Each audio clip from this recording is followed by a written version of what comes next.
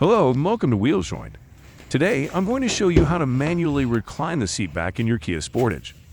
Whether you're looking for extra comfort or need more space for rear passenger, this simple process will come in handy. So, let's get started. First, locate the seat adjustment lever on the side of your seat.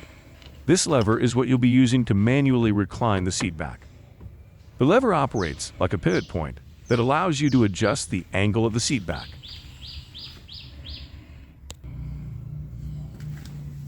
To recline the seat back, lean forward slightly and lift up the lever.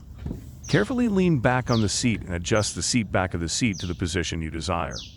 Release the lever and make sure the seat back is locked in place. The lever must return to its original position for the seat back to lock. Be cautious when adjusting the seat while driving, as sudden movements can be distracting and unsafe. And there you have it. That's how you can manually recline the seat back in your Kia Sportage.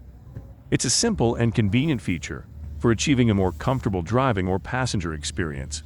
If you found this video helpful, please give it a thumbs up and don't forget to subscribe for more automotive content. If you have any questions or need assistance with anything else, feel free to leave a comment below. Thanks for watching and drive safely.